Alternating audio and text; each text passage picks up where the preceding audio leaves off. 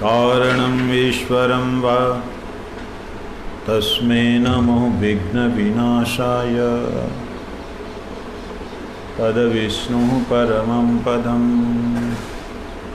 सदा पश्यन्ति सूरयः दिवि चक्षुराततं।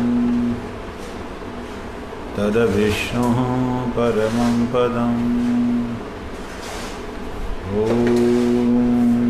माधवो माधवो वाचि माधवो माधवो हृदि स्मरन्ति साधवः सर्वे सर्वकार्येषु माधवम्। कृष्णो वै सच्चिदानन्दघनः कृष्णयादिपुरुषः कृष्णा पुरुषोत्तमा। कृशो भावो कर्मादिमूलं कृष्णसह सर्वकार्ये कांस्कृदादिशमुखप्रभुपूज्य कृष्ण अनादि तस्मिन् जन्धन्तर्वर्ये यत मङ्गलं तत् लभ्यते कृति। ॐ तत्सत्। ॐ हरे कृष्ण कृष्ण कृष्ण हरे हरे, हरे राम राम राम हरे हरे। अथर्ववेदीय गोपाल उत्तर तापनी उपनिषद।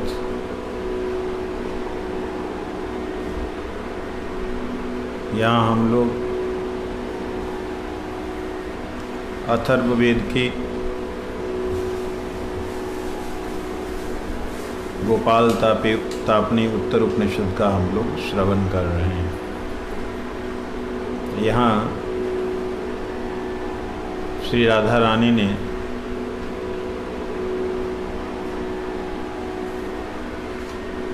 प्रश्न किया था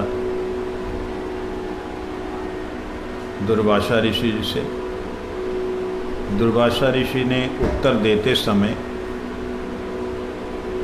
ये बात बतलाई कि नारायण भगवान से ब्रह्मा जी ने प्रश्न किया था।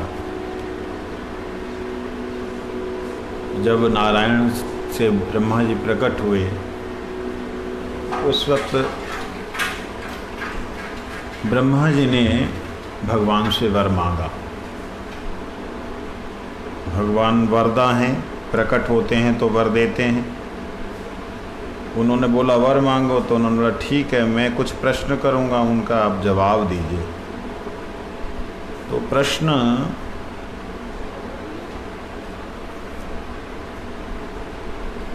प्रश्न किया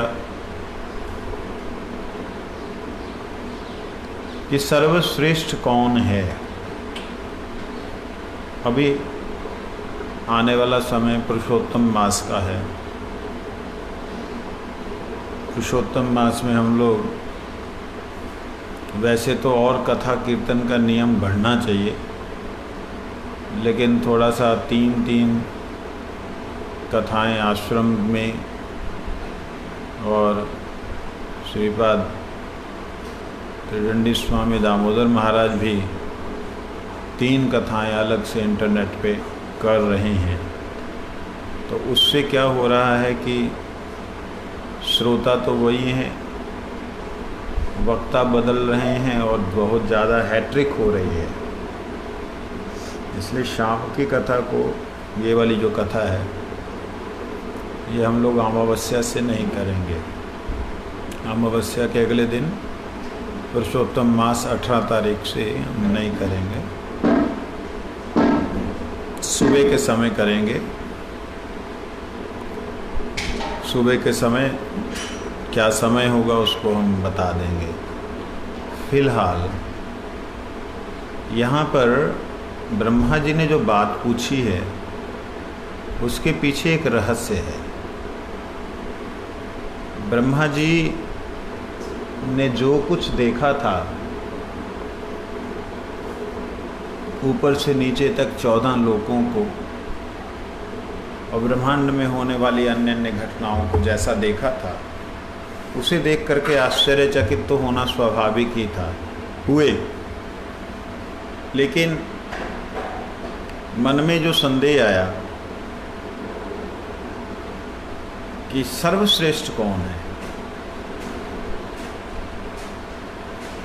हम सब देवता हैं, आप विष्णु हैं, मैं ब्रह्मा हूँ, शिव हैं, सब देवता हैं, सब देने वाले हैं, लेकिन सबसे श्रेष्ठ देवता कौन है? ये प्रश्न से ब्रह्मा जी का ब्रह्म विमोहन लीला होना कहीं भी विमोहन नहीं है। वो एक तरह से भगवान की परीक्षा ही थी कि क्या ये वास्तव में पूर्ण पुरुषोत्तम भगवान कृष्ण आए हैं या विष्णु के अवतार कृष्ण जिनकी मैं स्तुति करके आया था वो आए हैं। इस प्रकार से इस घटना से उसे अगर जोड़ दिया जाए तो बहुत सुंदर एक दृश्य बनता है। लोगों का संदेह और संशय भी नष्ट होता है। लोग कहते हैं कि ब्रह्मा जी ने जब भगवान कृष्ण की देवकी जी के गर्भ में स्तुति की थी, गर्भ स्तुति, तब तो ब्रह्मा जी ने भी की, और ठीक करने के 5 वर्ष बाद में, मतलब ब्रह्मा जी तब उस वक्त कितनी वर्ष की उम्र है ब्रह्मा जी की? 51 साल। ब्रह्मा जी मध्य वर्ष में हैं, उनका एक प्रारब्ध वर्ष आयु बीत चुकी है, लेकिन ब्रह्मा जी को यहाँ से ब्रह्मलोक तक जाने में आने में जितना समय लगता है वो समय विचार करें तो मुहूर्त, क्षण, उनके लिए तो मिनट समझो। 5 मिनट बाद, 5 मिनट पहले 4 मुख ब्रह्मा ने एक स्तुति की, 5 मिनट बाद वही ब्रह्मा जो है उसी की परीक्षा लेने आ गया कि भाई ये भगवान है कि नहीं है। ये कैसी बेतुकी बात लगती। उनके 5 मिनट ब्रह्मलोक के मनुष्य के 5 वर्ष बीत जाते हैं। समझे नहीं बात को? ब्रह्मा जी के लगभग 5 मिनट, मिनट शब्द तो वहाँ होता नहीं, उनके क्षण हमारे यहाँ पर मनुष्य जगत में 5 दिन बीत जाते हैं, 5 साल बीत जाते हैं, उनके 5 मिनट हमारे 5 साल बीत जाते हैं। तो 5 मिनट पहले अगर उनके टाइम के अनुसार देखें, जिन्होंने स्तुति की थी, 5 मिनट बाद भूल गए कि मैं अभी तो स्तुति करके आए, भगवान विष्णु है। तो ये बात युक्ति युक्त बैठती नहीं। ऐसे लगता है कि ये सब कहानियाँ कपोल की कल्पना है। नहीं, ये कपोल कल्पना नहीं है, ये कहानियाँ नहीं है, ये सत्य है। ऐसा हुआ कि भगवान, ये कृष्ण कौन से कृष्ण हैं? क्या ये साक्षात कृष्ण हैं या विष्णु के अवतार हैं? ये बात को समझने के लिए, क्योंकि ब्रह्मा जी ने अपने पिता श्रीमन नारायण से ये बात सुनी थी कि यही वृंदावन में भगवान की लीला होती है, और वह भगवान जो आते हैं, जो सर्वेश्वरेश्वर सबके मालिक करता धरता हैं, वो जब आते हैं तो उनका लीला अलग ही होती है। इस प्रकार से जो उन्होंने कहा था उसकी परीक्षा लेने के लिए आए, क्या ये वो हैं या ये हैं? तो वो हम लोग पुरुषोत्तम मास जब शुरू होगा तब हम उसके बारे में श्रवण करेंगे। फिलहाल यहाँ पर श्रवण करते हैं। भगवान अपने अन्य 3 विग्रहों के साथ, बलराम, प्रद्युम्न, अनिरुद्ध के साथ अपनी अंतरंगा शक्ति श्री रुक्मिणी जी के साथ सदा समाहित रहते हैं।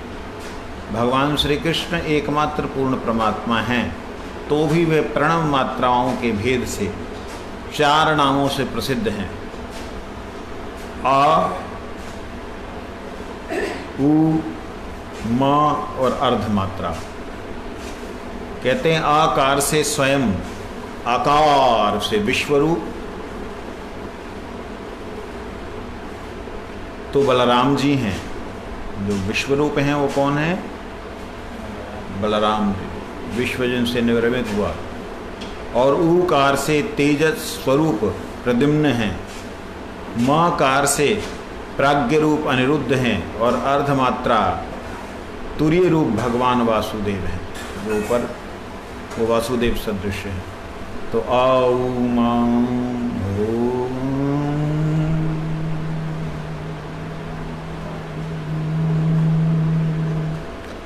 ऊपर का माँ है, ये वासुदेव है। इस प्रकार से प्रणवात्मक रूप से भगवान यहाँ विराजमान है। अतः रजोगुण से अर्थात त्रिगुणमयी प्रकृति से परे जो भगवान गोपाल हैं,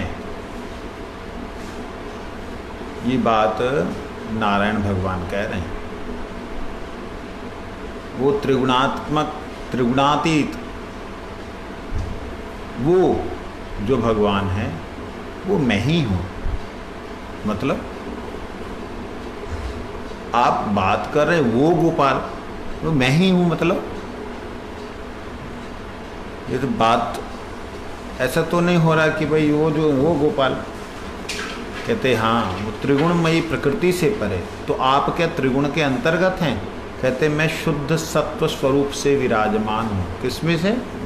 भगवान नारायण किससे हैं? शुद्ध सत्व। तो इस सत्वगुण तो नहीं है, एक सत्वगुण से श्रेष्ठ अवस्था शुद्ध सत्व है।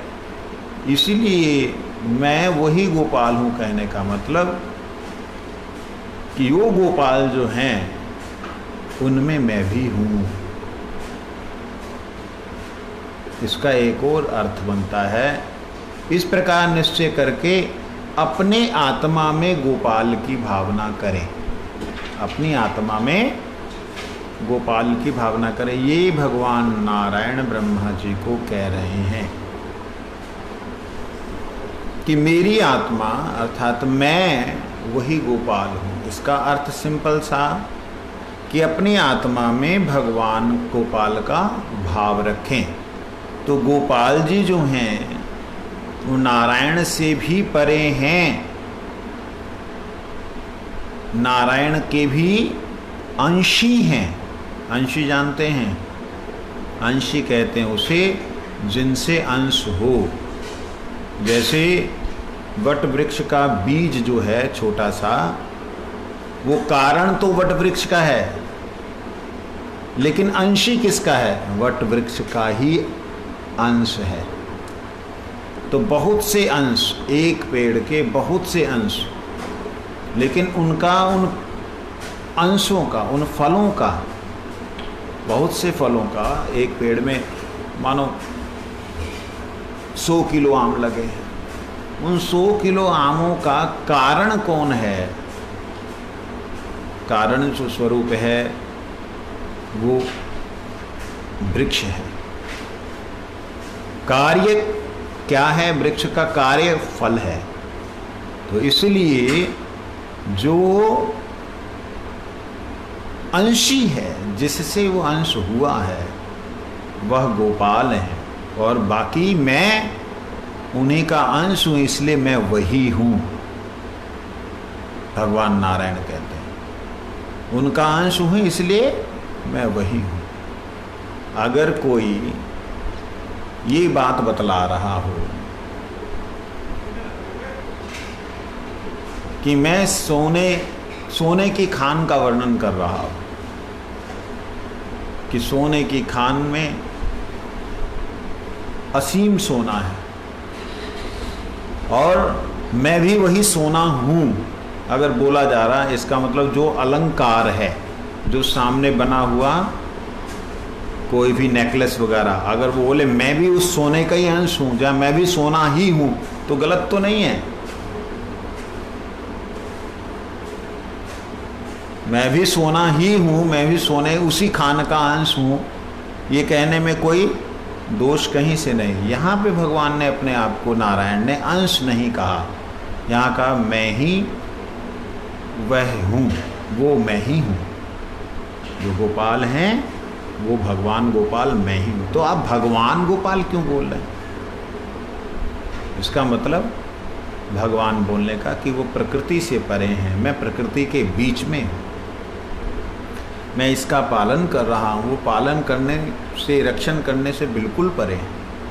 मैं वही हूँ कहने का केवल मात्र अर्थ है मैं सोना हूँ। एक अलंकार, एक ऑर्नामेंट बोल रहा है मैं सोना हूँ। इसका मतलब सोने की खान का वर्णन कर रहा हूँ, लेकिन मैं वही हूँ। जो यूं करता है वे मोक्ष सुख का अनुभव करता है। कहते जो अपनी आत्मा में भगवान की भावना करता है, भगवान के बारे में, गोपाल जी के बारे में चिंतन करता है, तो वो मोक्ष सुख का अनुभव करता है। बंधन तो होता ही नहीं है, उल्टा उसको मोक्ष सुख मिलता है। ब्रह्म भाव को प्राप्त होता है तथा ब्रह्मवेता होता है। वही जो व्यक्ति है वही ब्रह्म भाव को प्राप्त हो जाता है, ब्रह्मवेता हो जाता है। जो गोपों अर्थात जीवों को सृष्टि से लेकर प्रलय तक सदा ही आत्मीय मानकर स्वीकार करते तथा उनकी रक्षा करते हैं, उनका पालन करने में संलग्न हैं, वे प्रणववाच्य भगवान ही गोपाल हैं। कहते हैं जो गोपों की, गोपों यहाँ पे गोप शब्द का अर्थ दिया है जीव। अथर्ववेद में गोप शब्द का अर्थ जीव दिया है।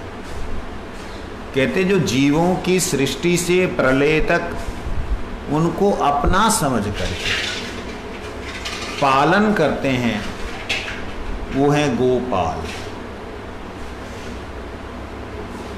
उनकी हमेशा रक्षा करते हैं, वह गोपाल ही प्रणववाच्य भगवान हैं। प्रणववाच्य अगर हम केवल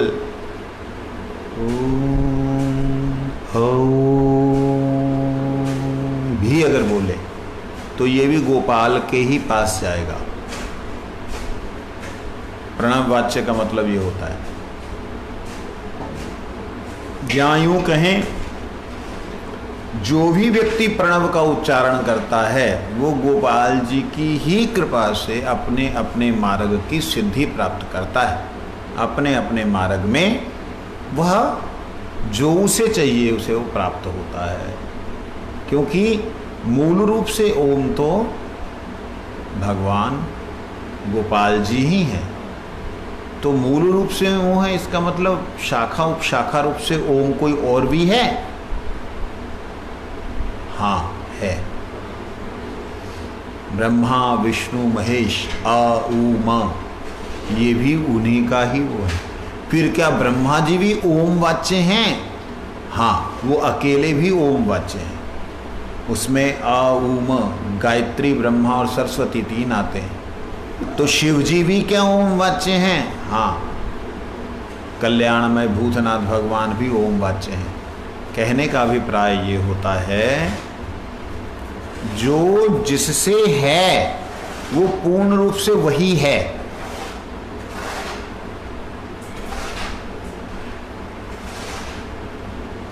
अगर बीज वट वृक्ष का है तो वो वट वृक्ष है, अभी वो बीज स्वरूप से है, लेकिन जब वो अंकुरित होगा तो वो वट वृक्ष ही, वट का पौधा ही कहलाएगा, और जब बड़ा होगा तो वट वृक्ष ही कहलाएगा। तो ठीक इसी प्रकार से भगवान की सृष्टि के, संसार में सृष्टि के आदि में ब्रह्मा विष्णु महेश ये तीनों उसी प्रणव अर्थात भगवान कृष्ण जो कि प्रणव के मूल हैं, उन भगवान कृष्ण से आ उ मा, आ उ और माँ, आ ब्रह्मा उ विष्णु और माँ महेश प्रकट हुए। संस्कृत में भी ऐसा आया है, आप पढ़ते हैं व्याकरण, उसमें आ ब्रह्मा उ विष्णु माँ महेश। इस प्रकार से ब्रह्मा विष्णु महेश भी ओम से हैं, आप और मैं भी ओम से ही हैं। सारी की सारी सृष्टि ओम से है, लेकिन श्री गोपाल जी भगवान ये स्वयं ओम है। समझे? गोपाल जी ओम हैं, हम ओम से हैं। गोपाल जी स्वयं ओम स्वरूप हैं।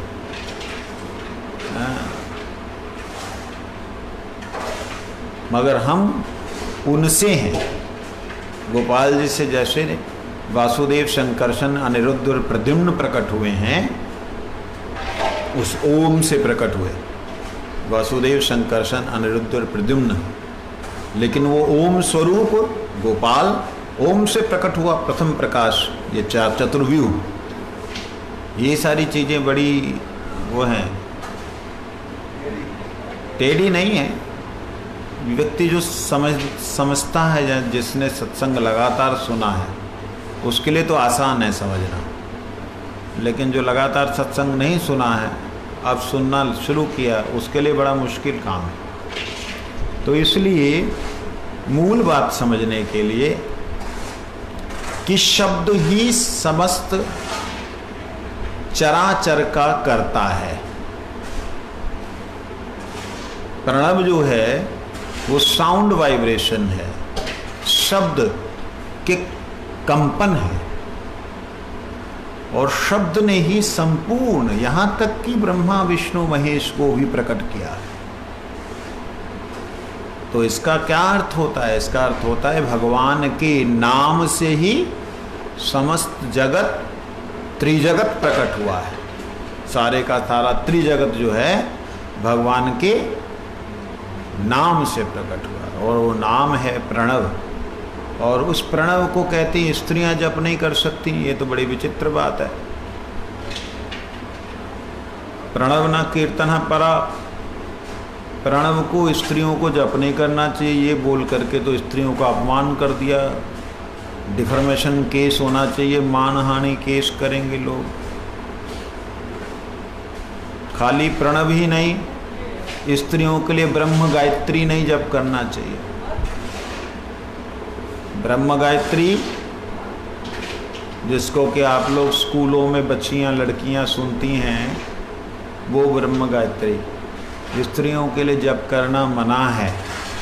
36 गायत्रियां हैं, उनमें से पुरुषों के लिए 2 गायत्री जमा करना मना है, और स्त्रियों के लिए 1 गायत्री जप करना मना है। जिस ब्रह्म गायत्री के बारे में भ स्व जन, ये जहाँ पे भर्गो देवस्य जो आया है, इसको जप करना स्त्रियों के लिए मना है। क्यों मना है? हम प्रोटेस्ट करेंगे, जिंदाबाद मुर्दाबाद, वेदों के विरुद्ध चलेंगे। आपने चलना चलिए, लेकिन इससे एक ऊर्जा उत्पन्न होती है। जो इसे जप करता है उसके अंदर इसमें पुरुषत्व भाव जागता है कि मैं करने वाला हूँ, मैं करता हूँ, मैं धरता हूँ, मैं भोगता हूँ, ये भाव जगता है, जो कि माताओं में मातृत्व भाव का अभाव पैदा करता है। और इससे एक प्रकार की ऊर्जा जो है नाभि में संचारित होती है। वो नाभि में जो ऊर्जा संचारित होती है इस प्रणव के उच्चारण से, उससे बहुत मुश्किल होती है उनको गर्भ धारण करने में। ये वैज्ञानिक तथ्य हैं जिनके लिए स्त्रियों को मना किया। जैसा शरीर बनाया है भगवान ने, उसकी व्यवस्था वैसी करनी चाहिए, उसी प्रकार से आपको चलना चाहिए। नहीं तो दवाइयाँ खा के आप अपना स्थिरत्व जागृत करना चाहोगे, क्या फ़ायदा? उससे पहले परहेज कर लो। इसलिए कई चीज़ें भगवान ने इस जगत में प्रकट की हैं जो पुरुषों के लिए है, कई चीज़ें स्त्रियों के लिए है। स्त्रियों के लिए जो भाव, जो प्रेम, जो वात्सल्यता, जो संरक्षण करने की उनकी क्षमता, जो सहन करने का उनका स्वभाव, वो पुरुषों में नहीं है। वो पुरुषों में नहीं है। उनके अंदर एक अलग तरह की वृत्ति पैदा की है। उनके अंदर वही वृत्ति रहने दो ना, ना एक्सचेंज ऑफर, इधर से उधर, इधर से। अरे मूर्ख लोगो, भगवान की सृष्टि में जैसे आए हो वैसा रहो। उल्टा एक्सचेंज ऑफर चल रहा है। लड़के लड़कियों की तरह सजेंगे, लंबे लंबे बाल, लिपस्टिक लगा के ऐसे ऐसे हिलेंगे। लड़कियां लड़कों की तरह वेट लिफ्टिंग करेंगी, ये करेंगी, वो करेंगे, ऐ ओए ऐसे बात करेंगे। ये क्या है?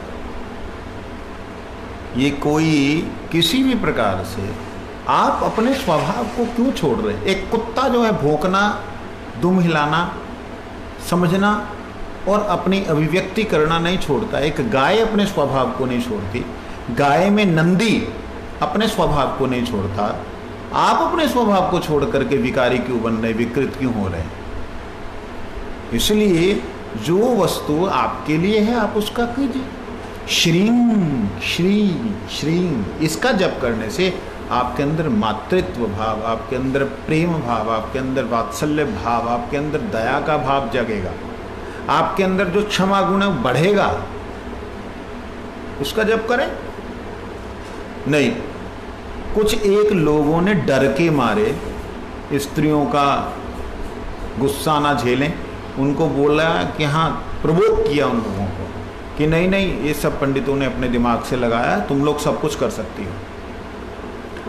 कुछ लोगों ने पुरुषों के लिए प्रवोक किया, अरे तुम तो गोपी भाव से हो, गोपी हैं सभी गोपी। अरे भाई, जैसा भगवान ने शरीर दिया वैसा तुम साधन करो। मुझे बताओ, परम पूज्य श्री सनातन गोस्वामी रूप गोस्वामी ने कहीं गोपियों का वेश लंबा लंबा चुटिया बना करके ऐसे ऐसे चल कर के किया? स्वामी हरिदास जी की संप्रदाय में क्या इस प्रकार से किया उन्होंने? क्या वल्लभाचार्य जी के संप्रदाय में ऐसे किया? अभी भी कई महात्मा लोग, महापुरुष लोग हैं, बड़ी बड़ी दाढ़ी है, जहाँ बड़े बड़े तिलक लगाते हैं, मुंडन किया हुआ है, वो गोपी भाव से भगवान की सेवा कर रहे हैं। कहीं तो ने उनको देखा ऐसे ऐसे? मतलब अब मैं क्या आप शब्द बोलूं? आपको जो बनाया, जैसा बनाया, उस अवस्था में आप साधन कीजिए, भजन कीजिए। कहाँ इन विकारों में पड़ रहे हो? इसलिए विशेष रूप से स्त्रियों के लिए उच्चारण करना मना है। मन मन में वो चिंतन कर सकती हैं, उच्चारण करना मना है। यहाँ कहते हैं ब्रह्मा जी को, तत् सत परब्रह्म श्री कृष्ण ही मेरे आत्मा हैं। जो तत्, वह जो सत्य हैं, तो वह सत्य हैं, आप क्या असत्य हैं? नारायण भगवान से अगर पूछा जाए वह सत्य हैं तो क्या आप असत्य हैं? कहते हैं नहीं, मैं असत्य नहीं, लेकिन ये जो सृष्टि है, इस सृष्टि का एक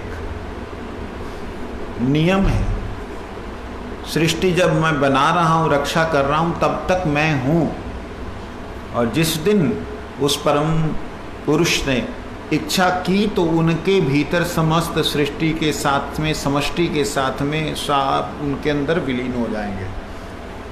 तब वो अकेले थे, अकेले रहेंगे। उनकी उस अवस्था की कल्पना करना भी बड़ा भयंकर दिखता है। भगवान गोपाल की एकांत अवस्था का चिंतन करना भी बड़ा भयंकर दिखता है, जिसमें समग्र सृष्टि को जो पी जाए, कल्पना करना भी डर लगता है। अपने पदारविंदे करारविंदे मुखारविंदे निवेशयन्ति, जो अपने चरणों को, अंगूठे को मुंह हाथ में पकड़ के मुंह में डाल के मस्त हैं, ऐसे गोपाल जी नन्हे से वटस्य पत्रस्य पुटे शयनाम बालम मुकुंदः मनसा स्मरामि। वो बाल मुकुंद का स्मरण जो है, मार्कंडेय ऋषि ने सोचा था कि भी मैं दर्शन करूं कैसा होता है प्रलय। तो ब्रह्मा जी के संपूर्ण दिन का उन्होंने दर्शन कर लिया और प्रलय का दर्शन कर लिया। आखिर में देखा कुछ भी नहीं है, जल ही जल है।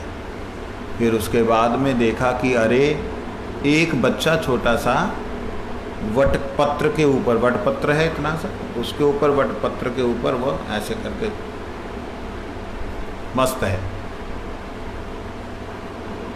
तो भगवान गोपाल जो तत्, नारायण जी कहते तत् मतलब वह, सत मतलब वही सत्य हैं, वही जो सत्य परब्रह्म, यहाँ शब्द दिया है परब्रह्म, श्री कृष्ण ही मेरे आत्मा हैं। कौन कह रहे हैं? नारायण भगवान मेरे आत्मा वही हैं। नित्यानंदैक रूप जो गोपाल हैं, नित्यानंदैक रूप जो गोपाल हैं वो मैं ही हूँ। ये कौन बोल रहा है? नारायण। आप मत बोलिएगा कि मैं ही गोपाल, मैं ही गोपाल, मैं ही गोपाल, ना, मेरा गोपाल बोलना आपने। लेकिन भगवान नारायण तो इस बात को कह सकते हैं। फिर आगे क्या कहते हैं?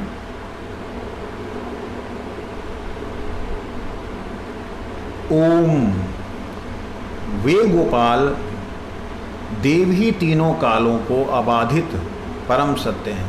कहते हैं वे जो गोपाल हैं वो तीनों कालों से अबाधित हैं। उनको तीनों काल, भूतकाल, भविष्यत और वर्तमान काल, एक कोई भी काल उनके मतलब उनके लिए बाधा नहीं बन सकता कि वो पहले आए थे अब नहीं आ सकते, जहाँ वो पहले थे नहीं अब हैं, ऐसा नहीं उनके लिए। वो हमेशा थे, हमेशा हैं, हमेशा ही रहेंगे। जैसे थे वैसे हैं, वैसे ही रहेंगे। उनके अंदर कोई बदलाव नहीं है। नहीं जी नहीं, वो तो अब तो बड़े हो गए होंगे, थोड़ा बहुत तो ही होंगे, ऐसा नहीं है। वो गोपाल जी ही हैं, जैसे थे वैसे हैं, इसलिए काल के द्वारा वो बाधित नहीं हैं।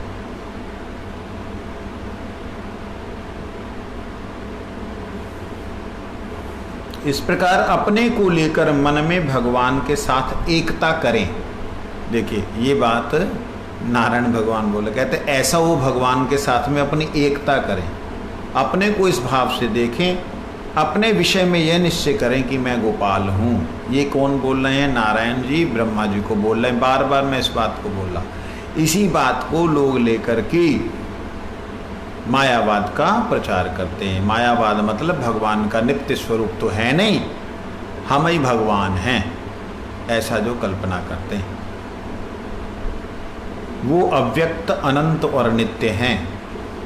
भगवान कहते हैं, नारायण भगवान कहते हैं, ब्राह्मण हे ब्रह्मा जी, मथुरापुरी में मेरा हमेशा ही निवास स्थान बना रहेगा।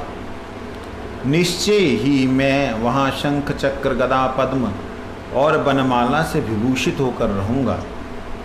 ब्रह्मन मेरा स्वरूप चिन्मय है, सर्वोत्कृष्ट स्वप्रकाश रूप है।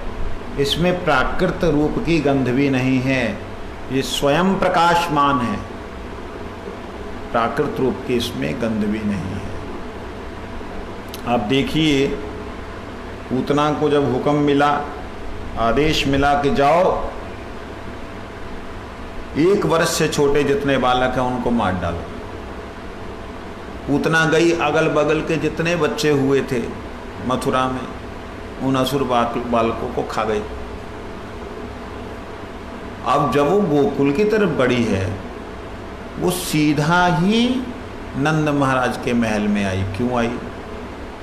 संध्या की बेला हो गई। वो जो पहुंची है, नंद महाराज मथुरा आए हैं, वो वहाँ चुंबक की तरह खिंची हुई चली गई, क्योंकि सारे गोकुल में से, सारे उस महावन में से नंद महाराज का घर विशेष रूप से चमक रहा था। उसका प्रकाश दिव्य था, क्योंकि भगवान स्वयं प्रकाशमान हैं, स्वयं प्रकाश है। उनको प्रकाश देने के लिए कोई सूरज चांद की जरूरत नहीं है। लेकिन भक्तों की भक्ति के बादलों से ढके हुए हैं। भक्तों की भक्ति का जो बादल है उससे वो ढके हुए हैं। तो कहते हैं, हे ब्राह्मण, मथुरापुरी में जो मेरा निवास हमेशा बना रहेगा, उसमें भगवान गोपाल जी सर्वोत्कृष्ट स्वयं प्रकाश स्वरूप हैं। प्राकृत रूप की गंध भी नहीं। प्राकृत रूप की गंध का मतलब होता है संसारिक जैसे रूप है उसका कुछ भी, उसमें संसारिक रूप का कोई भी वो नहीं है। अब बात आती है तो यहाँ फिर क्यों कहा गया है मूढ़ो मामाभि ना जानती मानुष्यम तनमाश्रितम, मैं मनुष्य तन में आता हूँ, ये बात कही तो मनुष्य तन की गंध तो है, मनुष्य तन जैसा तो है, कहते नहीं। यहाँ पे भगवान कहने का मतलब प्राकृत रूप की गंध, किसी भी तरह से संसारिक रूप भगवान का नहीं है। इस प्रकार जो सदा मेरे स्वरूप का चिंतन करता है वे निश्चित ही परम धाम को प्राप्त होता है। नारायण कहते हैं, जो मुख्यतः मथुरा मंडल में अथवा जम्बूद्वीप के किसी भी प्रदेश में रहकर मेरी प्रतिमा का सामग्रियों द्वारा पूजन करता है तथा मेरा भी ध्यान के द्वारा समाद आराधन करता है, वह इस भूमंडल पर मुझे सर्वाधिक प्रिय है। ब्रह्मन मथुरा में मैं श्री कृष्ण रूप से सदा ही वास करता हूँ, अतः वहाँ तुम्हें उसी रूप में मेरा पूजन करना चाहिए। मथुरा में भगवान का चतुर्भुज रूप से पूजन करना चाहिए। ये बात भगवान नारायण कह रहे हैं ब्रह्मा जी को कि इसके अलावा जम्बूद्वीप किसे कहते हैं?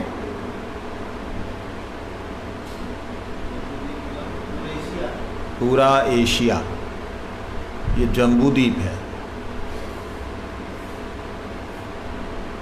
इस जम्बूद्वीप में कोई भी व्यक्ति कहीं भी रह करके मेरे विग्रह को, मेरी प्रतिमा को लेकर के पूजा करता है तो मेरा ध्यान जो करता है वो इस समस्त भूमंडल में मेरा अत्यंत प्रिय है।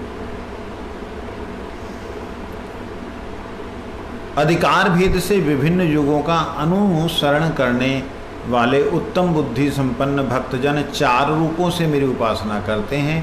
वे मैंने तुम्हें पहले भी कही। प्रद्युम्न अनिरुद्ध के साथ गोपाल कृष्ण की और बलराम की पूजा करते हैं। ये चतुर्व्यूह हैं। इनके अलावा देवी रुक्मिणी के साथ उनके परे प्रियतम परम प्रियतम भगवान वासुदेव की पूजा करते हैं। युग क्रम में सत्य युग में श्वेत वर्ण बलराम जी, त्रेता युग में रक्त वर्ण प्रद्युम्न जी, द्वापर युग में पीत वर्ण अनिरुद्ध जी और कली में श्याम वर्ण श्री कृष्ण की आराधना करते हैं। अच्छा,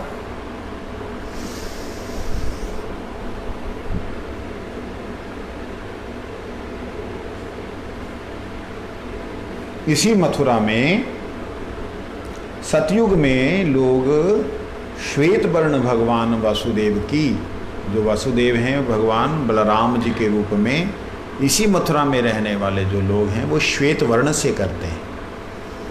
और त्रेता वर्ण में इसी मथुरा में प्रद्युम्न रूप से वो करते हैं, रक्त वर्ण। और द्वापर में, यहाँ द्वापर में पीत वर्ण बोला है, वैसे द्वापर में पीत वर्ण नहीं है, ये कुछ श्लोक को उल्टा सीधा समझे होंगे व्याख्या करने वाले। द्वापर में कृष्ण वर्ण और कलयुग में जो है पीत वर्ण से वो आराधना करते हैं। ऐसा चारों युगों के रूपों का वर्णन किया।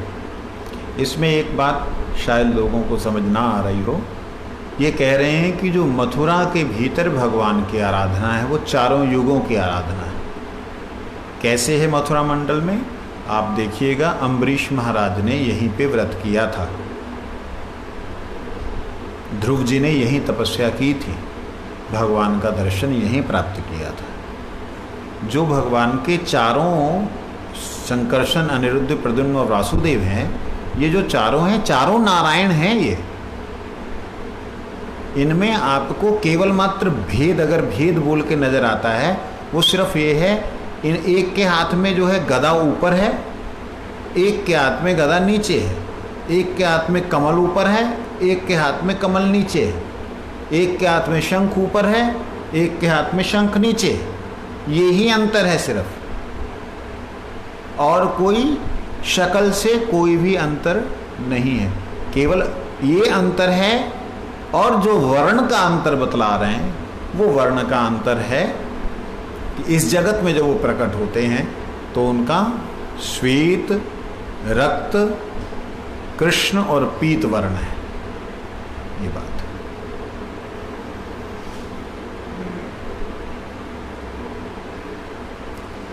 विद्वान पुरुष ऐसी भावना करें कि मैं नित्य अजन्मा गोपाल हूँ, सनातन प्रद्युम्न हूँ, बलराम हूँ तथा अनिरुद्ध हूँ। विद्वान पुरुष ऐसी भावना करें, मैं गोपाल, मैं ही बलराम, मैं ही अनिरुद्ध और मैं ही प्रद्युम्न हूँ, ऐसी कल्पना करें। विद्वान पुरुष करें, भक्त नहीं। ये ज्ञानी लोग जो हैं वो लोग ऐसी भावना करते हैं, और करने से क्या होगा? हैं? क्या होगा करने से? भगवान के आपको स्वरूप में निवास मिल जाएगा। भगवान का जो नित्य स्वरूप है उसमें निवास मिल जाएगा। कैसे मिल जाएगा? हो सकता है कि आप उनके पटुका, जो भगवान का पटुका है, उस पटुके के किसी अनंत प्रकाश पुंज में एक प्रकाश पुंज बन के आप चिपक गए। समझे नहीं? भगवान का पीताम्बर जो है, उस पीताम्बर का जो अनंत प्रकाश प्रकट हो रहा है, उस अनंत प्रकाश में एक प्रकाश कण बन करके आप चिपक गए। भगवान के साथ नित्य जो सायुज्य मुक्ति प्राप्त हो गई। ये हो सकता है। जो इस प्रकार से ध्यान करता है उनको ये प्राप्ति होती है। देखिए, वेद की बात है, इसलिए जैसा लिखा है मेरे को वैसा ही पढ़ना पड़ेगा, वैसा ही अध्ययन करना होगा। इसमें मैं अपनी व्याख्याएं नहीं घुसाना चाहता। और जिन्होंने व्याख्या की है, जिन्होंने ये इसका ट्रांसलेशन की है संस्कृत से हिंदी, उन्होंने कैसी की है ये उनके ऊपर डिपेंड करता है। और अगर यही संस्कृत की व्याख्या हमारे पास में हो, हम कैसे करेंगे उसको, वो एक अलग बात है।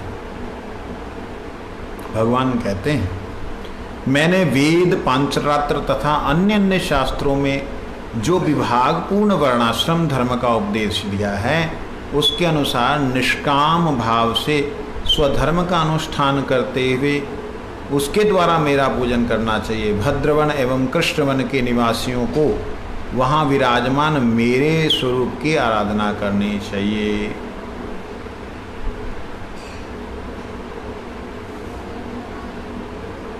ये कृष्णवन जो है कल भी आया था। भद्रवन तो भद्रवन है, ये कृष्णवन जो है, ये कृष्ण कुंड जहाँ निवास करता है, क्या वही है या गोकुल महावन को जो है, महावन को जो है वो कहा गया है कृष्णवन? क्योंकि महावन जो है और भद्रवन ये ज़्यादा अंतर पे नहीं है। वहाँ महावन में श्री कृष्ण का प्राकट्य हुआ है, ये भी एक भाव है। इसलिए हो सकता है कि महावन इसलिए शब्द दिया गया कि वनों में श्रेष्ठ है, तो वो महावन है, उसी को कृष्णवन कहते हैं। और भद्रवन इत्यादि तो है, कहते हैं इनमें जो है विशेष रूप से बलभद्र का और कृष्ण का जो निवास भजन करते, आराधना करते हैं, वो अपने वर्णाश्रम में रहते हुए। वर्णाश्रम किसे कहते हैं?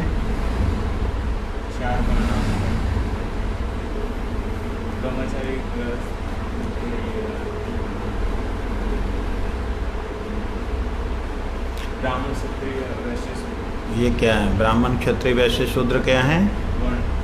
वर्ण। वर्ण मतलब क्या होता है? रंग। वर्ण का मतलब ब्राह्मण, क्षत्रिय, वैश्य, शूद्र। और उसके बाद में आश्रम कौन से हैं? ब्रह्मचारी, गृहस्थ, वानप्रस्थ, सन्यासी। ब्रह्मचार्य, गृहस्थ, वानप्रस्थ और सन्यास। ये 4 वर्ण हैं और 4 आश्रम हैं। आज ही कल की बात है, किसी ने ये पोस्ट डाली मेरे को उसमें टैग करते हुए कि ये जो हमारे हिंदू धर्म में जातियां हैं जिसके कारण से उत्पात होते हैं। मैंने उनको रिटर्न पोस्ट किया। लगभग 32 प्रजातियां क्रिश्चियन धर्म की हैं, धर्म की। हिंदू धर्म में वर्ण के अंतर है, वर्ण में जातियां हैं, उनके धर्म में, और 70 जो हैं मुसलमानों की हैं। इनमें से कुछ ऐसी कट्टर हैं जो एक दूसरे को देख नहीं सकती, वो क्रिश्चियंस में भी हैं। कैथलिक जो हैं वो बॉप्टेट को नहीं देख सकते, मार देते, खा जाते उनको, और ऐसे ही मुसलमानों में भी है। लेकिन आप हिंदुओं के शास्त्रों में, हिंदुओं के ग्रंथों में कहीं भी ऐसा नहीं देखोगे कि कहीं ये कहा गया हो आप किसी भी देवी देवता को भजन करने वालों को मार डालो, खा जाओ। तो यहाँ पे जातियां नहीं हैं, यहाँ वर्ण है।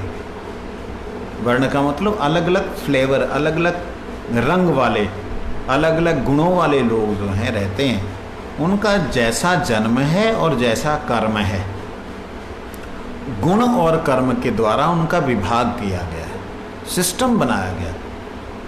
गुरुजी ने एक बार बोला, कहते अब विश्व में बोलो कहाँ पर जो है वो जो स्वीपर होते हैं, जो सफाई कर्मचारी होते हैं, लेमैन होते हैं, जो मजदूरी करते हैं, कौन सा जगह में नहीं है? जो लोगों की पब्लिक सर्विसिंग करते हैं कौन सी जगह में नहीं है बताओ? सभी जगह, सभी जगह है। तो वो क्या हुए?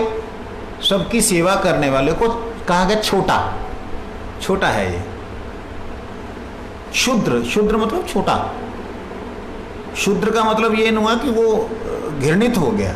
अरे जो आपको शुद्ध कर रहा है, एक बात सोचने वाली ना, आपने गंदगी की, गंदगी आपकी, दूसरा आकर सफाई कर रहा, शुद्धि उसकी, आप गंदे हुए या वो गंदा हुआ?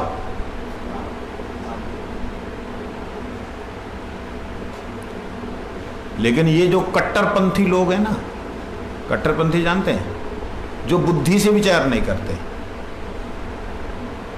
वो लोग इस चीज को मानने को तैयार नहीं।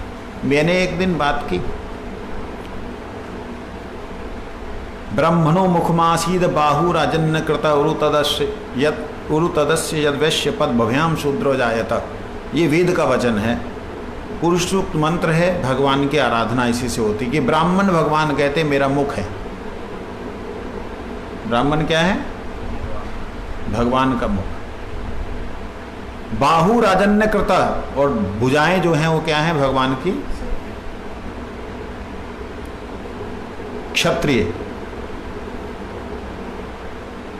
उरु तदस्य वैश्य, ये जो जांघें या पेट कहें, ये कौन है?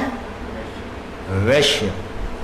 वैश्या नहीं, वैश्य, वैश्य, जो वैशिष्यिक कार्य करते हैं, जो व्यापार इत्यादि करते हैं वो। और पद्भ्याम शूद्रो जायत, और चरणों से क्या है? शूद्र प्रकट हुए। ये भगवान के वेद वचन हैं, जो जहां से प्रकट हुआ उसका वर्णन है। प्रैक्टिकली लोग, साधना करने वाले लोग की बात कर रहा हूं, पूजन करने वाले लोगों की बात करता हूं। प्रैक्टिकली सबसे पहले आप किसको अर्पण करते हो? धूप कहां पे देते हो? धूप भगवान के मुंह पे चढ़ाते हो? सबसे पहले कहां? चरणों में। सबसे पहले चरणों में। आप शूद्र को बोल करके नहीं मैं बोल रहा हूं। अच्छा, सबसे पहले आरती कहां अर्पण करते हो? चरणों में। पुष्प कहां अर्पण करते हो? भगवान के नाक में, मुंह में? चरणों में। भगवान को जब भोग अर्पण करते हो तो कहां अर्पण करते हो? हे प्रभु, आप स्वीकार करें, भगवान को मुख में नहीं डालते, भगवान को आसन दे के बैठाते हैं, भगवान के चरणों को धोते हैं। ध्यान दीजिए, आसन पे बैठाते हैं, पाद्य और आचमन अर्पण करते हैं, करने के बाद भगवान को भोग अर्पण करते हैं, प्रभु आप स्वीकार करें। तो इससे क्या मतलब होता है कि भगवान के चरण सबसे ज़्यादा करुणामय हैं। भगवान के चरण ही हमारे अंधकार, विकार और जो हमारे दोष हैं उनको मिटाते हैं। इसलिए भगवान के चरण सबसे ज़्यादा पूजे जाते हैं। मगर अगर कोई व्यक्ति इस प्रकार से अधिकार जमाने की बात करे, हम मुख से पैदा हुए हैं, हमको दो, हमको खिलाओ, तो गलत होगा। और शूद्र अगर कहें हम चरणों से पैदा हुए हैं भगवान के, हमारे पास ही सब कुछ लेके आओ, हमारे बिना पहले ऊपर वाले को नहीं मिलेगा, तो ये भी गलत होगा। ये कोई छोटा और बड़ा नहीं होता। भगवान का हाथ, नाक, कान, मुंह, कोई भी भगवान का छोटा नहीं है अंग, कोई भी बड़ा नहीं है। भगवान अपने चरणों से जो है भोजन भी कर सकते हैं। भगवान अपने चरणों से, चरणों को तो छोड़ दीजिए, भगवान की पादुका से मूर नामक दैत्य का वध हुआ है, मय का वध हुआ है पादुका से, भगवान राम की पादुका से। जब लेके आ गए तो भरत जी जो हैं परेशान हो गए कि उसको तो वर मिला है, कोई भी जीवित व्यक्ति उसे नहीं मार सकता, तो पादुका को तो वो निर्जीव समझता है, अस्त्र शस्त्रों को वो क्या समझता है, निर्जीव है। तो उन्होंने पादुका को उठाया, पादुका को मस्तक पे धारण किया और प्रेक्षण किया, जाइए आप ही इसका उद्धार कीजिए। पादुका से निकले अस्त्र शस्त्र और खत्म कर दिया उसको। तो भगवान की पादुका भी चेतन है। तो इसलिए भगवान के चरणों की, भगवान के अंग की तो बात आप छोड़ ही दीजिए, भगवान का वस्त्र भी अस्त्र है, भगवान की पादुका भी दयामयी है, कृपामयी है। तो इसलिए भगवान की जो व्यवस्था है, भगवान की जो सेवा है, यहाँ पे जो कह रहे हैं कि अपने अपने वर्ण और आश्रम में रहते हुए निष्काम भाव से स्वधर्म का आचरण करते हुए जो गोपाल जी की पूजा करता है, यहाँ नहीं कि यहीं पे आके, अब देखो कितनी बड़ी बड़ी बिल्डिंगें बना दी, कहाँ वन थे, उपवन थे, कहाँ यमुना जी का किनारा था, आज वो किनारा जो है कहाँ रेत बालू का हुआ करता था, आज वो बड़ी बड़ी बिल्डिंगों का, पत्थरों का, इमारतों का बन गया। अब ये साधारण सी बात है ना कि जो वस्तु जहाँ भगवान ने निर्मित की है, जहाँ रखी है, अगर वहाँ ना रहे तो उत्पात तो होंगे, बैलेंस तो बिगड़ेगा ना। एक तरफ से आप पत्थरों को उठा उठा उठा, जहाँ पे बनाया उन्होंने बैलेंस पृथ्वी का, आप देखिए कितनी बड़ी एक अवैज्ञानिक हमारी सोच है। हम लोग कितना अवैज्ञानिक सोचते हैं, जरा विचार करके देखिएगा क्या हो रहा है संपूर्ण पृथ्वी पे। लोग पहाड़ों को काट रहे हैं, उनके पत्थरों को ला करके बिल्डिंगें बना रहे हैं।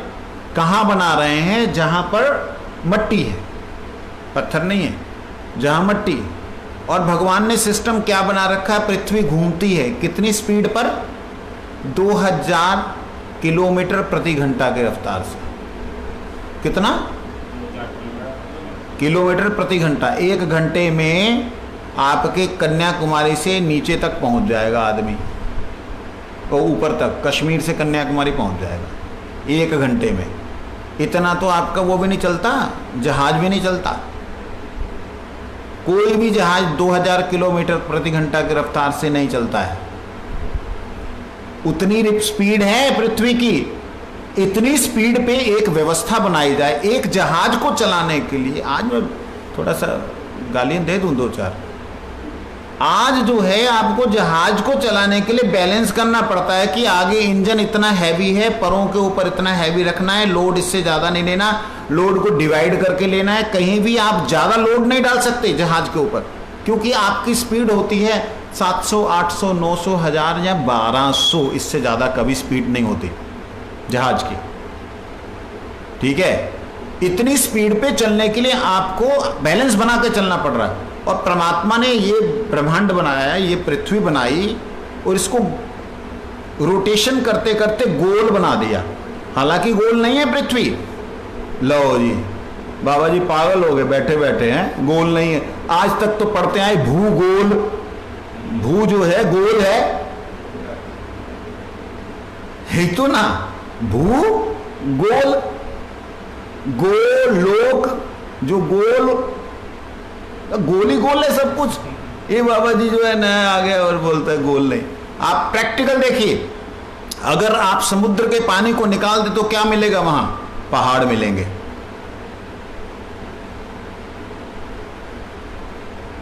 वो समुद्र का पानी क्यों वहां टिका हुआ है? क्या ऐसी व्यवस्था बनी हुई है? समझने वाली बातें हैं।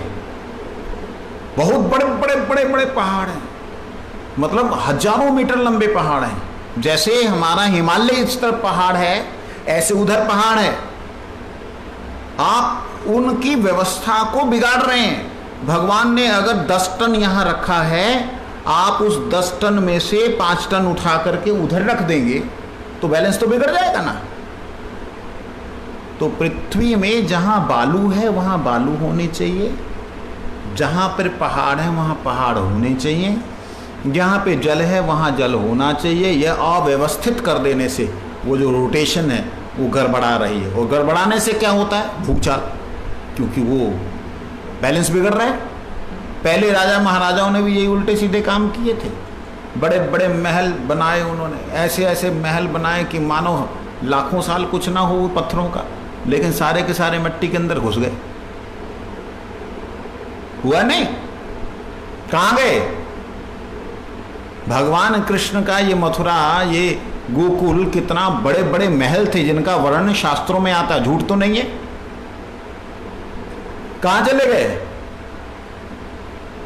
ये राजा महाराजाओं ने बड़े बड़े जो बनाए थे, हल्का सा भूकंप आता है चूं करके अंदर चले जाते, पता नहीं हजारों फीट नीचे घुस जाते।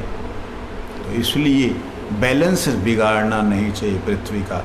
अपने अपने वर्णाश्रम में रहते हुए, अपने अपने स्वधर्म का अनुष्ठान करते हुए, आप इस पृथ्वी पे, विशेष रूप से इस जम्बूद्वीप में, एशिया महाद्वीप के अंदर आप कहीं भी रह रहे हैं, अगर भगवान के श्री विग्रह की आराधना करते हुए, अब तो जम्बूद्वीप छोड़ दीजिए, अब तो संपूर्ण पृथ्वी एक हो गई है। तो संपूर्ण पृथ्वी में भगवान जी के श्री विग्रह की प्रतिमा शब्द आया है, उनकी आराधना करके, भगवान की आराधना करते तो आपको वास कहाँ मिलता है? मथुरा में ही मिलता है। पंचा कल्पतरुष कृपा पतितानां पावनेभ्यो वैष्णवेभ्यो।